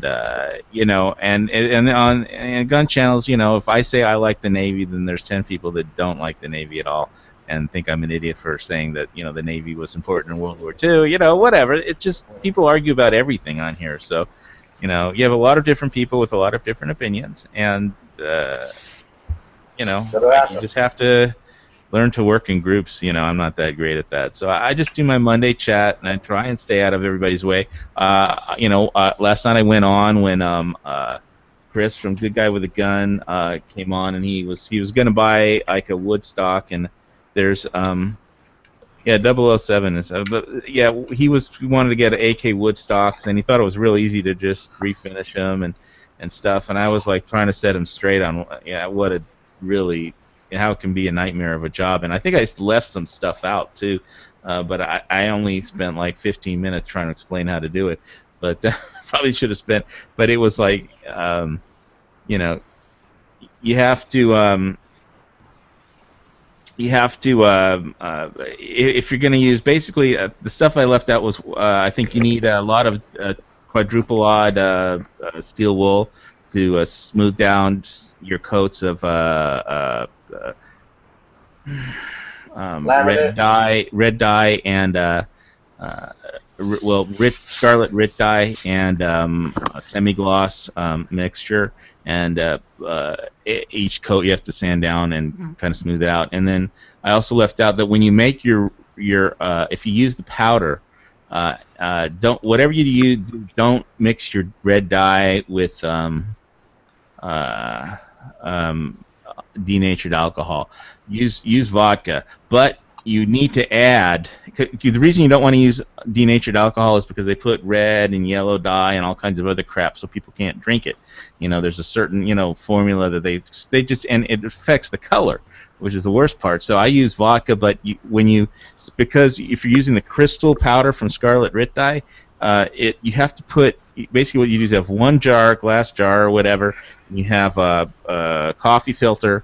You put the powder in there, and then you pour a little vodka on it, just enough to kind of wet all the crystals. And then you need to put in about 12 drops or a teaspoon of acetone to break down the crystals to release the dye from it, because the alcohol won't do it by itself. I mean, it'll come out red, but most of the dye is stored in the crystals, and you have to like splatter around a few drops of acetone to break down the crystals. Now, what kind of stock was he trying to refinish? Now, an AK, well, he wanted to buy some Ironwood stuff, and I did a video, with my I didn't explain how to do it. I just showed the result. But like if you look at actually the Lock and Load Monday that was posted, like every week before the chat starts, there's a picture of the stock before I refinished it, and then like I have a couple of videos with my AK in it. So I use the original buttstock, and I used ironwood upper and lower hand guards, and a wood grip too, ironwood wood grip, Eastern birch laminate, and so I have some advice on how to do that correctly. But I think I also left out. I put on a coat of red mahogany Minwax, and before I started putting on the coats of a few coats of Scarlet Rit dye and semi-gloss, and then I sprayed on.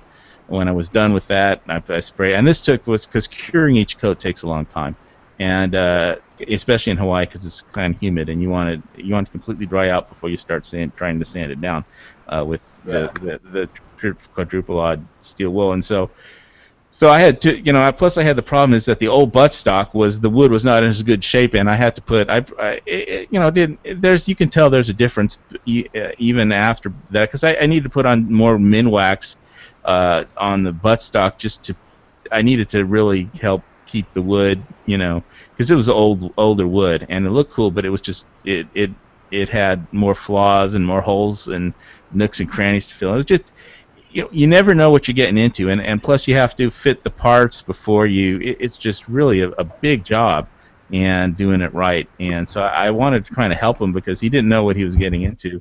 If you spend like it took me 5 months to get it the stock on my AK just the way I wanted, or at least pretty close to it. And so I tried to give him the best advice I could. I left out some stuff, but if G-Webs is in here, the Sean Connery won the patch this week, and thanks for your giveaway, because I know everybody loves G-Webs gun channels patches. I'm probably gonna buy some from you too. So, and anyway, so I think maybe next week I'll just do a chat on just completely covering everything on how to do it. But I think Chris is not going to be on gun channels because he's taking a class on computer programming or something for the next month or something. But It took me 5 months to get the stock just right on my AK, and it wasn't just because I got the wood. They have new CC machines or whatever they call that special routing machines for at Ironwood to make the handguards and stuff, and they look really cool. But yeah, the wood can be flawed because it's just laminate. It could have flaws in it still. So you have to inspect it really carefully, and you have to fit it your upper and lower before you start throwing on lather. And if you have an old buttstock and you're stripping all the stuff off of it with acetone, um, he has a lot of good patches on there, yeah. But if you strip all you have to leave it soaking in a bucket of acetone and then soak for a few days and then take it out and leave it in, and use the steel wool to get some off and then leave it soaking in there again, and then you leave it in put it in bleach and water for a few more days, and then you start drying it out. It's going to expand, so it's going to be, even with getting it to go back into where the trunnion is after you refinish it. You probably will have to sand it down a little because the wood will expand. And I had to stick my AK, and it's good. It's made out of forged steel because I was just pounding that buttstock to try and get it back in there, And but once it's in there, it's not going to come out. So. But yeah, I was like, I had my downstairs, because I live in a condo, and I was like just banging the shit on the floor. But everything was falling. The neighbors are knocking on the door. Knock it off! Try to sleep. Yeah, well, I tried to do it in the day, so I wasn't. But I think that the person that was living there was like at the time was his mental patient, literally. The banging's in my mind. She had a brain. She had a brain accident. She's in a car accident, and she had like brain damage. They removed part of her brain because of the car accident and the damage. And she's on these anti-brain seizure medications. I think she thought I was crazy or something. But anyway, yeah, I just had to start pounding it because I couldn't. I pounded on it from the back. I pounded on from the barrel down. It was just. All right, now you just. And I'm getting high because this is starting to sound dirty.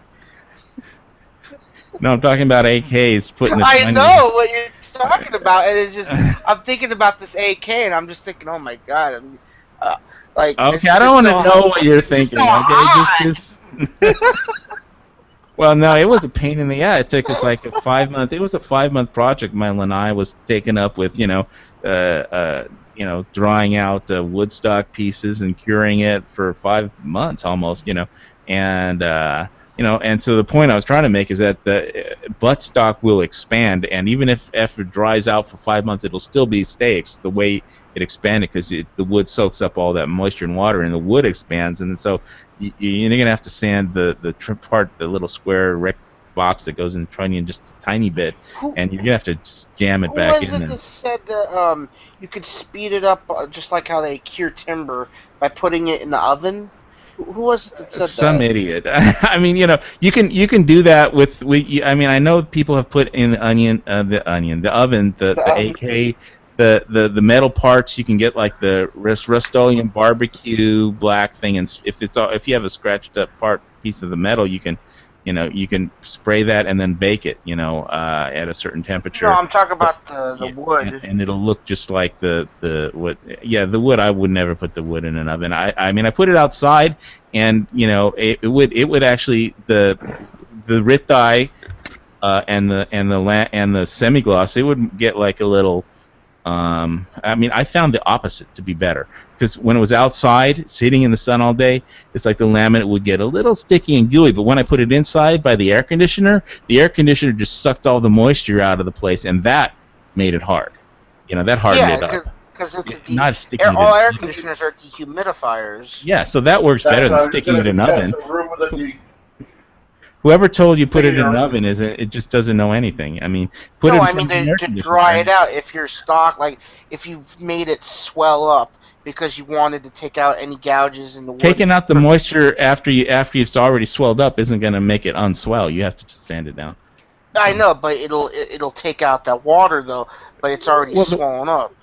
So putting it in front of an air conditioner. Yeah, it's not going to become unswollen if the water leaves. It'll be swollen without water. That's all. Dried up. Yeah, dried up and expanded. Dried wood. All right, that was sick. I'm sorry. All right, Yeah, I was so I was just gonna suggest a room with a dehumidifier. So evidently that is the way to do it. But yeah, that Uh, sounds like a good process on getting a real fine AK look out of the stock. yeah. All right, so but you have to pick. I think you have to pick the color that you're aiming at and the kind. If you want to do a blonde stock, then all you need is. But if you want, I wanted reddish. And mine came out the way mine came out. Well, you can see the picture of it on my AK stock refinish video, but it doesn't show you how to do it. But it's sitting out in the sun in that one, and when it's in the sun, it pops reddish color, and depending on the angle you're looking at it, more layers will show depending on the angle of the sun. But if it's in the shade, like on my last video, and I'm just saying I want to go surfing on my surfboard and with my AK, which is my last video, that it's only 50 seconds, but it's inside in the shade, and it doesn't look that red or Or anything. like It a looks burgundy okay. color. Yeah, it kind of looks. Well, it's like a darker reddish brown. I mean, basically it's the one coat of Minwax. There's more Minwax on the stock than on the handguards because, like I said, the stock was old and it had a bunch of pits and holes, and I had to try and fill it and smooth it out. So it took two. I put probably a few more coats than I should have of Minwax. I only did like one coat of Minwax on the handguard before I started throwing on the semi-gloss and Brit dye. So basically, when you mix your dye in one jar from the powder, and then you pour that into another jar which has just the semi-gloss. And anyway, so it can be a lot more complicated than this. Oh, I'm going to buy a stock from Ironwood and then finish it myself. And it's like, when he said, "Oh, that'll be easy," I was like, "Oh my God, you're doomed." So I had to try and come on and explain to him what he was getting into. But I left out so much because I wasn't. When I thought about it, it's like, oh, I forgot to tell him this, I forgot to tell him that, and I forgot to tell him the other. So I hope he doesn't figure it out the hard way. But I mean, that's what I did. I've learned it by doing it. So and I was just used the sandpaper until I got down to the grain, and from there you just went to a softer paper, and then just linseed oil. That or food coloring actually always worked, and then putting a coat of linseed oil on top of that so that I've never it used looks. linseed oil or tongue oil, but I got to do have a knife. I have a parang from my parang, which has Croatian beechwood, and I need to figure out whether I want to do linseed oil, tongue oil, or Obanov's oil and wax too. On the it's a it's really dry and it needs something, and I'm not sure which one to use. So if any Try you have any opinions. try linseed oil. It's honestly, if you don't like it, you can dry it out, and it won't have any ill lasting effects. That other stuff is more permanent compared to linseed. Yeah, but we're talking about a relatively large parang, like a 12-inch parang and blade, and plus the large handle too for it. So I guess yeah, it all depends on the kind of wood that you have on there. it's Yeah. it's Croatian beech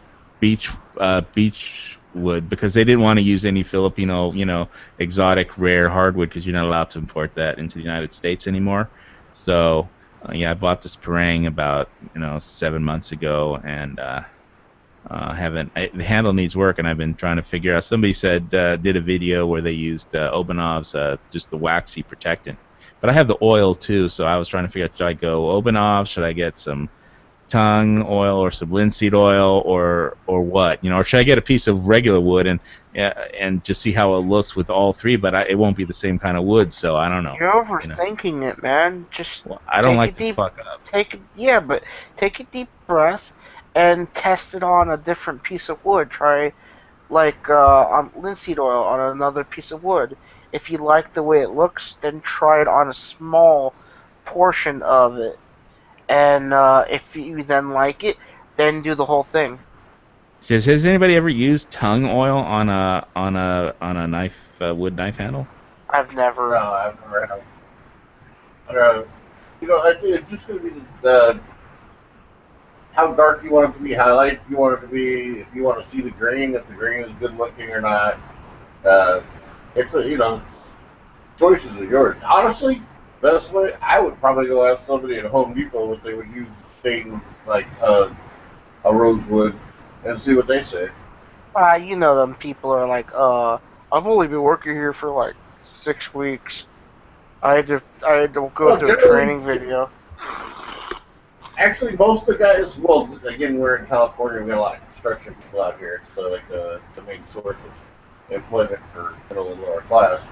But it's a lot of these guys, they kind of know what they're talking about a little bit, And it's like, um, because they all have experience in the field, kind of thing, a little bit, one way or the other, and they're working there part time to help supplement the bills, or they got hurt on the job, or they wanted a steady check rather than seasonal pay, or both. I don't know, but you can usually ask somebody who's there who knows, like what would you recommend? I've got a rosewood handle or a beechwood handle on my bring. Or I'm working with beechwood and I want to stain it, but I want it to do this. Whatever you want it to do, like do you want to darken the handle and bring out the grain, or do you want to lighten the handle and bring out the grain? Do you just want to seal it and make it look like a polished, natural look? And you got to think about what you want to do with the wood itself, and then Let's see, I got find a woodworker. rosewood, cocobolo, and I got this. I wasn't talking or anything there, dude. Oh, I'm sorry. I thought I muted myself. Sorry, go ahead. Anyway, like I said, you just got to find out what you want to do with the wood, and ask somebody who knows. And from there, they should be able to direct you in the right direction. And plus, since you're at Home Depot, you could probably grab samples of the wood or something similar to the wood, and then go ahead and do it and see if that's what you want to do right. Yeah, there's a wood shop around. I can ask a couple questions to you too. But all right, yeah, I'll just think about it a little bit more, but I won't try and overthink it. Yeah, I don't know. I'll think about it. I generally, I'll try it on another piece of wood first. But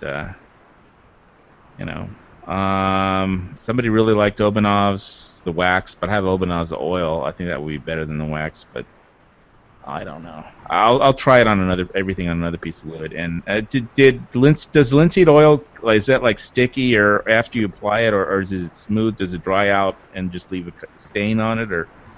Well, it's usually the stuff I have here. Just linseed oil. It's sort of watery, but it does apply very nicely, and you just wipe it off, apply, wipe it off, and then it when it does dry, it just makes it look nice. Like, I'm sorry, before I thought I had myself muted, but I got cocobolo, and I got rosewood, and I got some. It's just cheap um, hardwood grips, and the linseed oil I put on them. It brings out the green and it makes them look nice. Like, the cocobolo looks almost like a cherry, and the rosewood looks almost like a I want to say almost not quite, but almost like a burgundy. Okay, but when it dries out, does it completely dry out, or is it still kind of oily if it gets hot? Well, this right, I have it right here, and it's dried out. It's not. Are you asking if it stays sticky, or if kind of. it dries out like a laminate, like not plastic, but you feel the wood, so it dries out. Yeah, it dries out.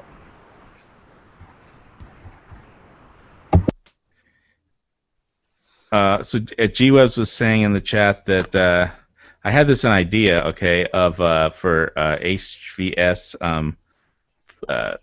gun channels patch with just like a skeleton surfing on a surfboard with an AK. That's funny. But yeah, I don't know. I don't know how much money it costs to make those kinds of things work. I think it'd be fun to have it, but I'll have to. Yeah, I think I have his phone number somewhere. Maybe I'll call him, and he says he's sitting on a lot of patches. I think 75 out of 100. That seems to be.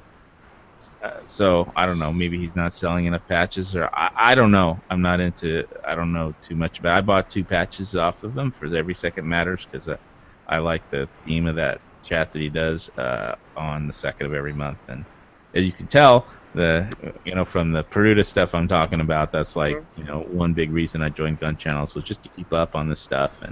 And some people like to talk about other stuff. It's not all about the Second Amendment. They like to talk about contests or rifle builds or rifles that I know nothing about, or which there's a lot of stuff. I only know see, I know the guns that I have, like the AK, and I know how to refinish an AK because I've done it, but I don't know, like the general gun knowledge of most of the people on here is a lot higher than mine, but I know the guns that I have, at least a lot of it, but well, I wouldn't say higher, just different, like different experience levels, yeah.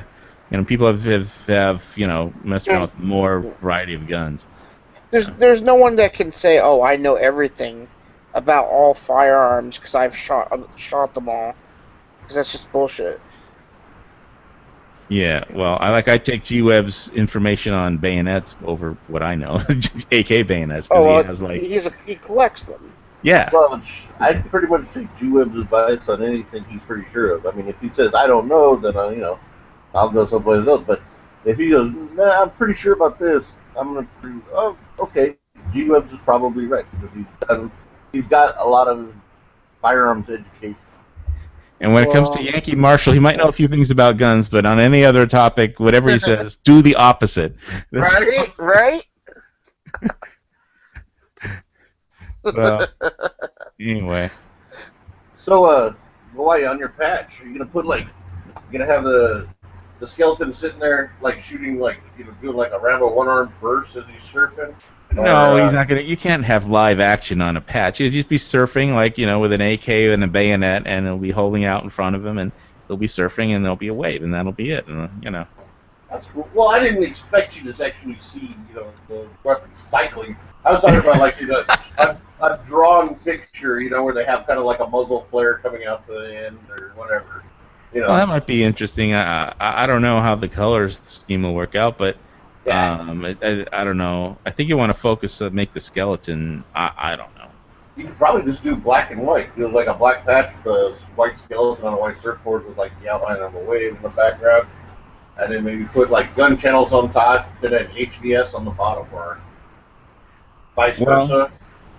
Yeah. I'll have to talk to G-Webs about that because he's gun channels and I can't use it without him saying so. So. I put gun channels on your patch. It's your patch. Oh yeah, there's that too. Well, it's his trademark. So anyway, even though whether it's registered or not. No, but what I mean is, why would you want to put gun channels on your patches, even if he says it's okay? I mean, are you promoting his channel or your channel? I'm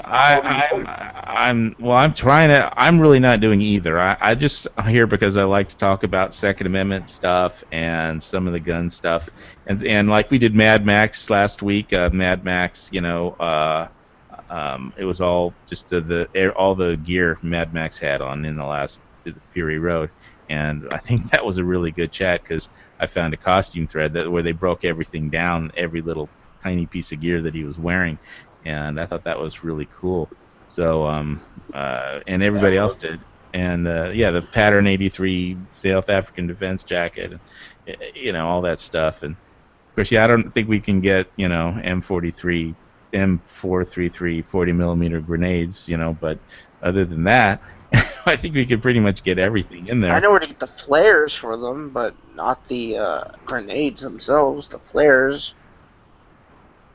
Right. Well, I wouldn't even know that, But in Hawaii, it's even harder to get anything. I can tell you on the Big Island. But unless you're at the military base, I'm sure they have everything there. But for civilians, probably in their armor, in their armory.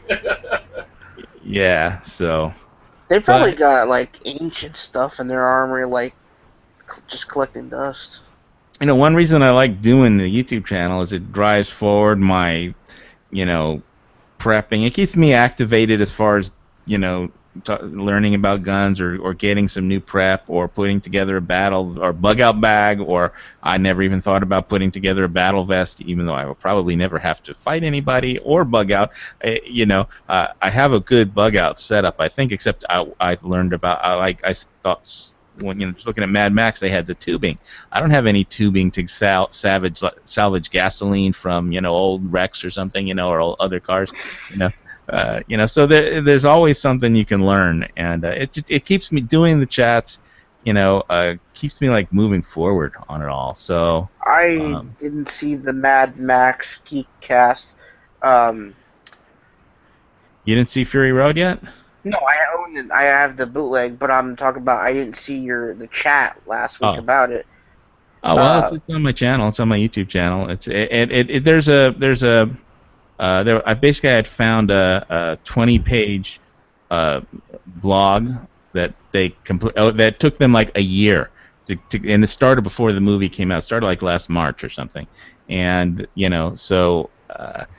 and it kept getting more in depth and more in depth and updated, and so basically I just went over it and reviewed all the cool parts, but it's really in depth, and I could send you the link for that, or you could just watch my video and of last week's chat on my YouTube channel. Tubing. If you want some cheap, easy tubing, you just go to Walmart or whatever and get some a polyurethane hose. Something that the gasoline won't eat through. You just cut the ends. Yeah, they had like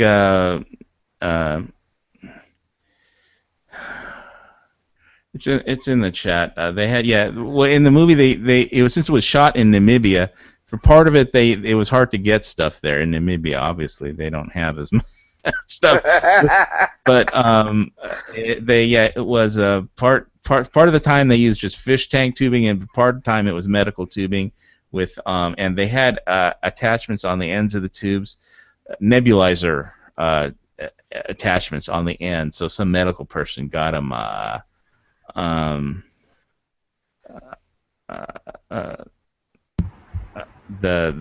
Some nurse got them that somehow, and they stuck that on the ends of the tubing. But they used it in a transfusion in the film, if you saw the film, and they also used it for I guess for salvaging gas, if you're bugging out.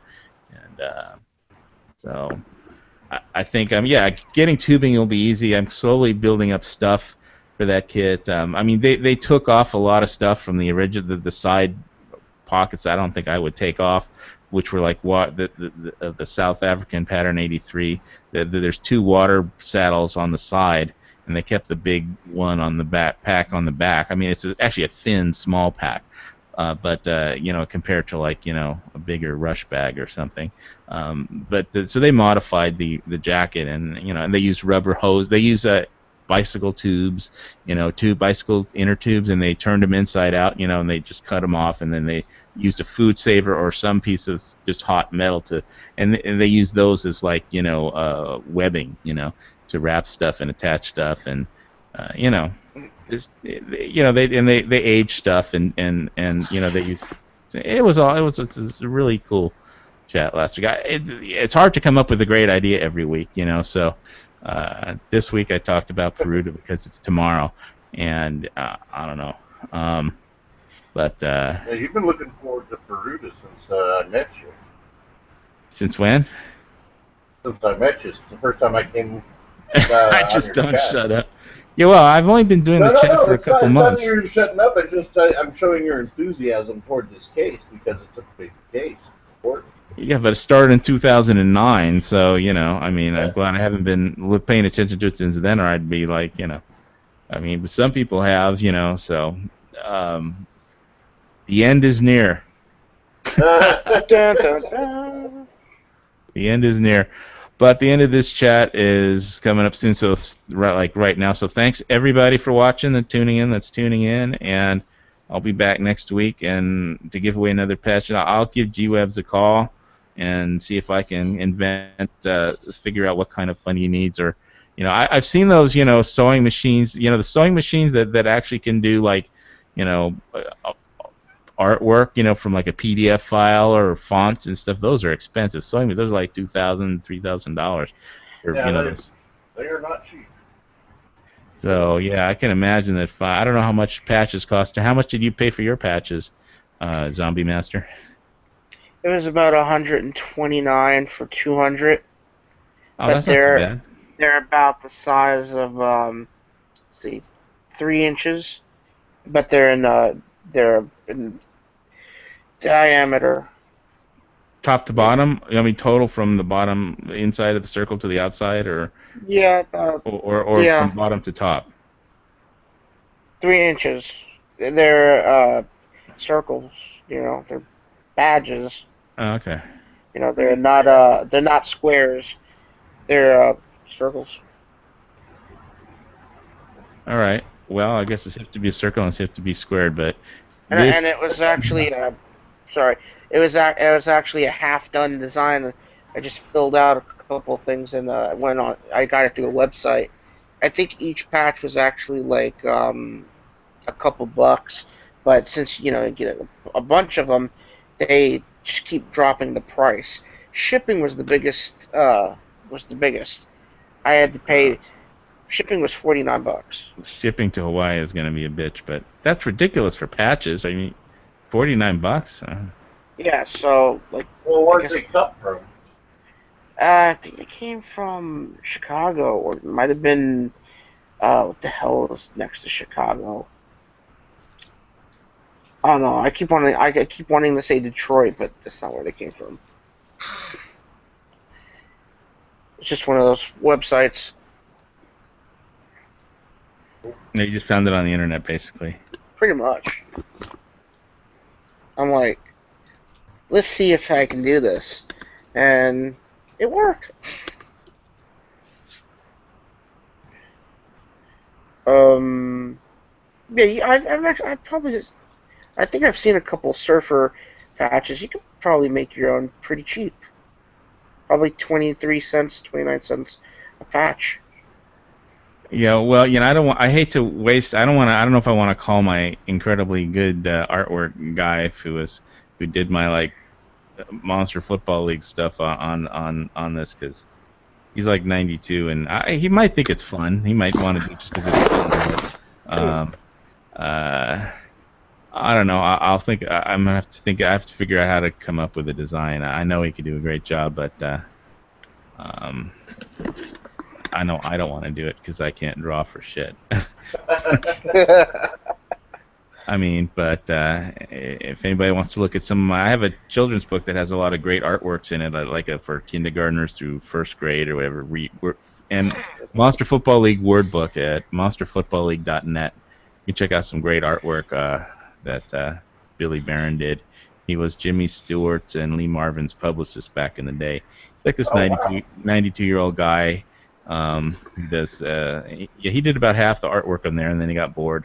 So he only does it when it's because it's fun. It's not like we're making tons of money with Monster Football League ebook because I can't even afford to print them up because it would cost a small fortune to print up like a full color book with both pages and a hardback copy. Yeah, boy. So we just sell an ebook on, but it's cool. But anyway, so with that, I'm going to end this chat. And any last thoughts, final words, any further?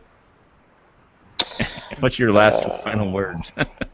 My final words, thanks for having me. I hope to see you next week here on Locked and Loaded, and hopefully I'll hear from you before then, actually. It's kind of cool. So, you know me, I'm always lingering around somewhere trying to jump in on somebody's chat, so. All right. Thanks, Zombie Master, for showing up and making my chat. You're the only one here when it started. Everybody else was out probably watching the Stanley Cup. I was. It was one. It was last. We got to the end, and it was 1-0 when it was at the start of the third period when I started this chat. So probably the Chicago Blackhawks won, I think, because they were ahead. But I don't know. To figure that out. Anyway, thanks everybody for watching. Lock and load. See you next week.